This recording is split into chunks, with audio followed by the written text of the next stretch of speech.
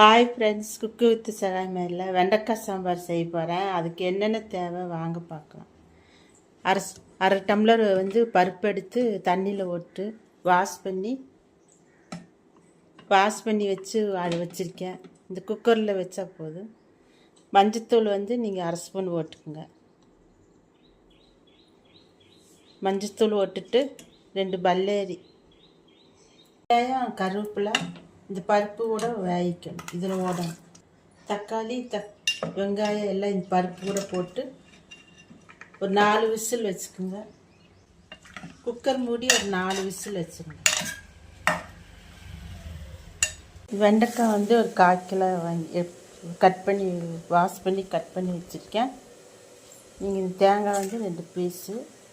இது மிக்சியில் ஒரு அடி அடித்தா போதும். ரொம்ப பேஸ்ட்டாக அரைக்கக்கூடாது. இது சாம்பார் தூள் ஒரு 2 ஸ்பூனு. நான் காரம் உங்களுக்கு எவ்வளோ தேவை அவ்வளோ போட்டுங்க. இது வீட்டில் அரைச்ச சாம்பார் தூள். நீங்கள் எந்த சாம்பார் தூள் வேணாலும் போட்டுக்கலாம். கடையில் வாங்கினாலும் போட்டுக்கலாம். ஃபேன் வச்சுட்டு எண்ணெய் ஒரு 2-3 ஸ்பூன் எண்ணெய் ஊற்றிக்கணும். இதுமாரி எண்ணெய் சூடானது அரை ஸ்பூன் கடுகு ஓட்டுக்கணும். கடுகு ஓட்டி இந்த வெண்டைக்காய் இதில் ஓட்டுவாங்க.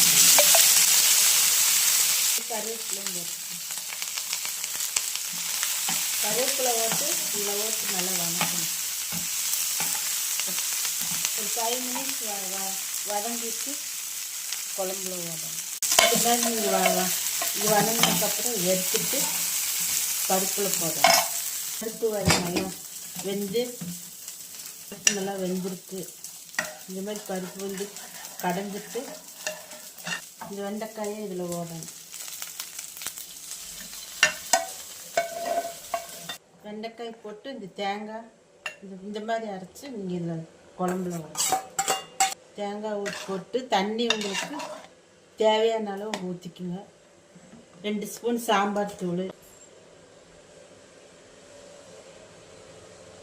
உப்பு உங்களுக்கு தேவையான அளவு போட்டுக்குங்க. போட்டு தண்ணி ஊற்றிக்கணும். உங்களுக்கு எவ்வளோ அளவோ அவ்வளோ இது ஊற்றிட்டு ஒரு விசில் வந்தது குக்கரை ஓப்பன் பண்ணிப்பாங்க. ஒரு விசில் வைக்கணும். உப்பு காரெல்லாம் உங்கள் அளவு தேவைக்கு போட்டுக்கணும். ஒரு விசில் வந்துருச்சு. குக்கர் ஓப்பன் பண்ணி பார்க்கலாம். சாம்பார் ரெடி ஆயிடுச்சு. நீங்கள் மல்லித்தலையும் ஒரு பச்சை மிளகு இதில் போடணும்.